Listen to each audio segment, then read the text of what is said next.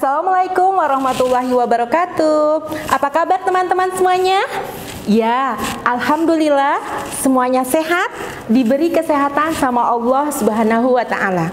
Teman-teman, siapa yang sudah tahu apa itu Isra Mi'raj? Ya, Isra Mi'raj merupakan salah satu peristiwa penting bagi kita semuanya umat Islam. Hari ini teman-teman akan bertambah kepandaiannya apa itu Isra dan Mi'raj.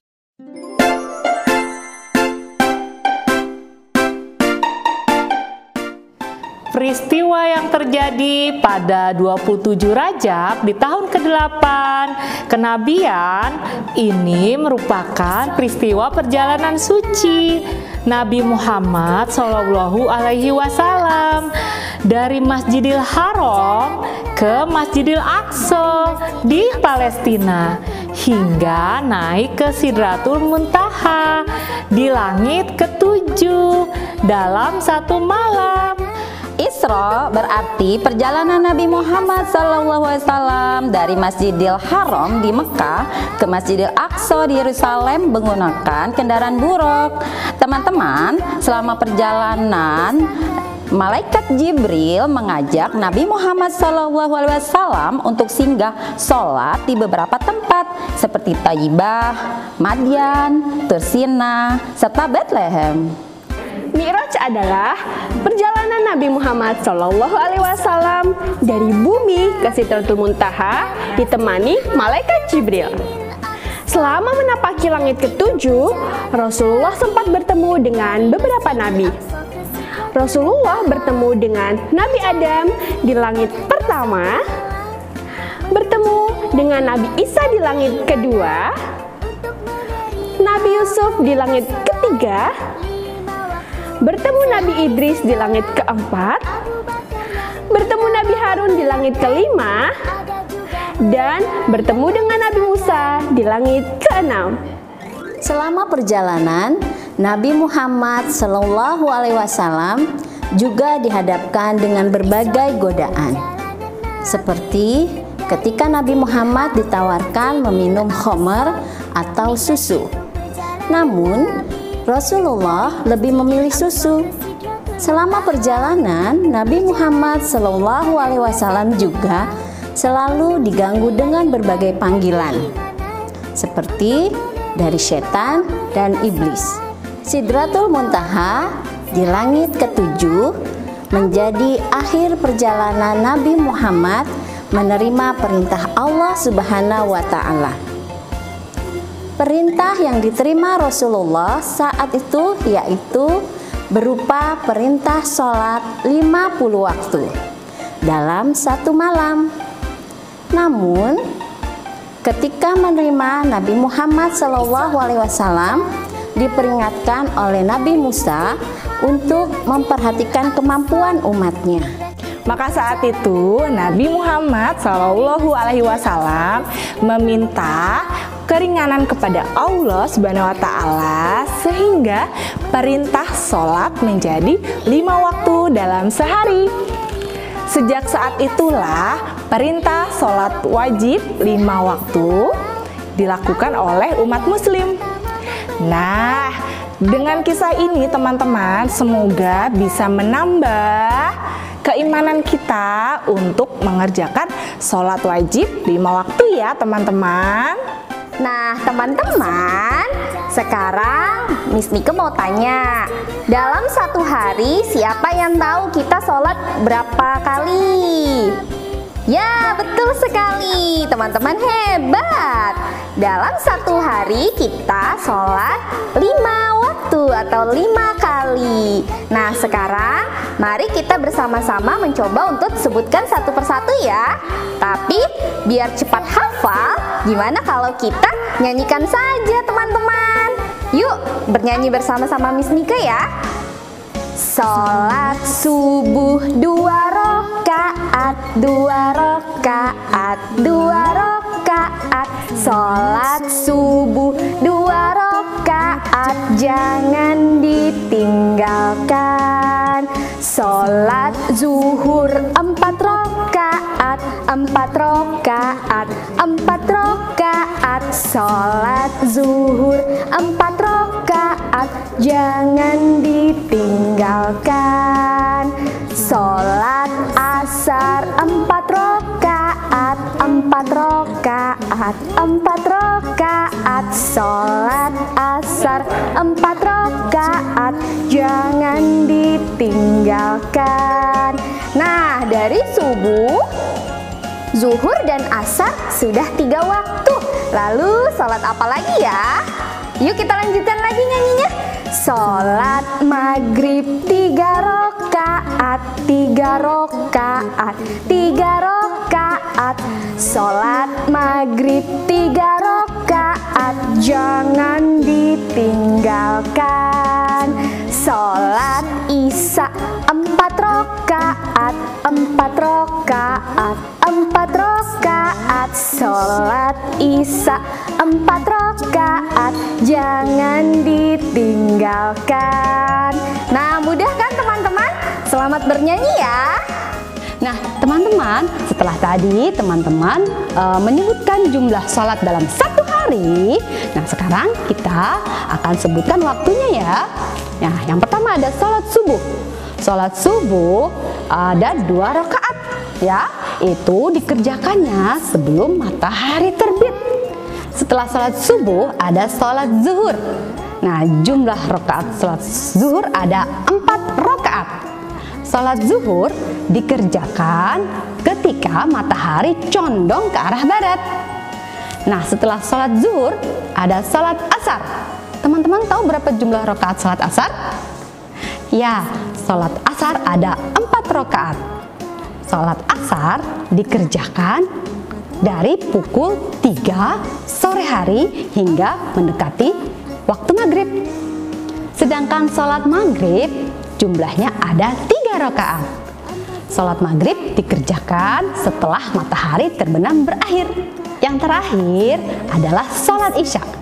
Sholat isya berjumlah 4 rakaat. Sholat isya dikerjakan mulai pukul 7 malam hingga larut malam menjelang fajar. Allahu Akbar, Allahu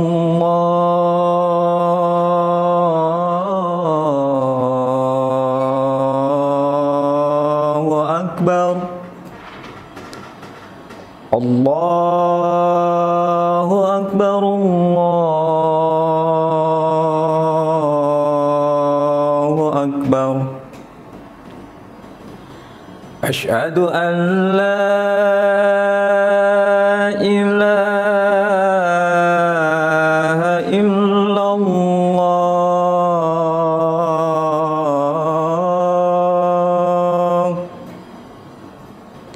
Asyhadu an la ilaha illallah.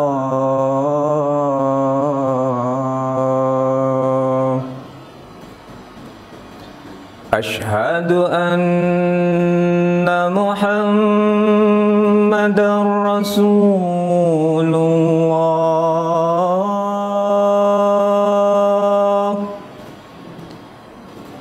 Asyhadu anna Muhammadar Rasulullah.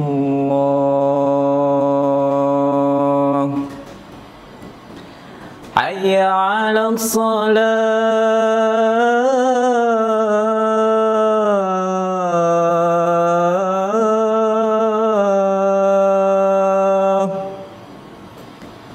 Hayya 'alas shalah.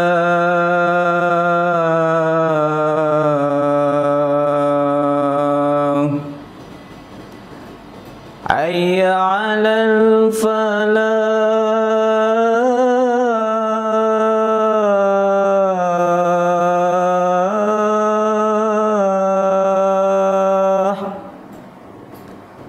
Hayya 'alal falah.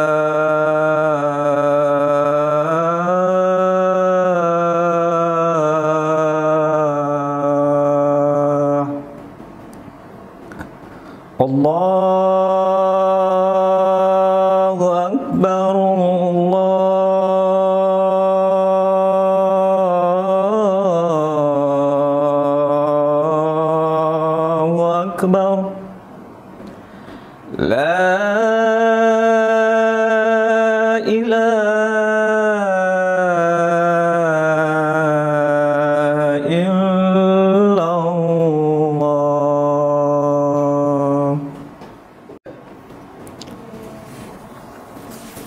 Allahumma rabba hadhihi ad-da'wati tammah was-salatil qa'imah ati sayyidana Muhammadanil wasilata wal fadilah wasyarafa wad-darajatal 'aliyatar rafi'ah wab'athhu maqaman mahmudanil ladzi wa'adtah innaka la tukhliful mi'ad. Teman-teman, itu tadi adalah Mr. Imam selesai melaksanakan azan atau kumandang azan. Teman-teman tahu azan itu untuk apa, teman-teman? Betul, azan adalah panggilan untuk melaksanakan sholat atau tanda waktu mulainya masuk waktu sholat. Nah, teman-teman, setelah kita mendengar azan, jangan lupa teman-teman kita langsung siap-siap untuk melaksanakan sholat. Sebelum melaksanakan sholat, kita harus berwudu dulu. Artinya supaya kita menjadi suci. Sebelum melaksanakan sholat, kita berwudu, lalu kita persiapkan perlengkapan sholatnya. Oke? Sebelum kita melaksanakan wudu, kita niat berwudu dulu. Bismillahirrahmanirrahim. Nawaitul wudu'a li raf'il hadasil asghari fardal lillahi ta'ala. Terus sebelum wudu, oke? Kita tepuk wudu. Baca bismillah sambil cuci tangan. Kumur-kumur, basuh hidung, basuh muka. Tangan sampai ke siku, kepala dan telinga. Terakhir cuci kaki, lalu doa. Nah, itu teman-teman, sebelum kita melaksanakan sholat, kita harus berwudu dulu. Setelah kita berwudu, kita langsung memakai perlengkapan sholatnya. Dan ingat, kalau kita melaksanakan sholat harus khusyuk, karena dengan sholat kita berarti sedang menghadap Allah. Nah, sholat itu merupakan dari perintah Allah yang disampaikan oleh Nabi Muhammad melalui Isra Mi'raj. Nah, tadi setelah Isra Mi'raj, Allah perintahkan kita melalui Nabi Muhammad SAW untuk selalu melaksanakan sholat. Jangan lupa teman-teman, as-sholatu imaduddin. Sholat itu adalah tiang agama. Sehingga kita harus senantiasa melaksanakan sholat, karena sholat itu adalah wajib. Apa? Wajib artinya harus. Karena nanti pada saat kita sudah meninggal, amal yang nanti kita periksa yang paling utama adalah sholat. Berarti kita wajib sholat. Oke teman-teman, jangan lupa setiap hari kita melaksanakan 5 waktu. Dan mudah-mudahan kita selalu bisa menjadi anak yang soleh-soleha, yang selalu waktu sholatnya, yang selalu melaksanakan sholatnya tepat waktu, supaya kita menjadi seorang muslim yang baik. Nah itu teman-teman, jangan lupa ya, Misteri mengingatkan lagi, harus selalu sholat, karena sholat itu adalah wajib. As-salatu imaduddin. Sholat itu adalah tiang agama.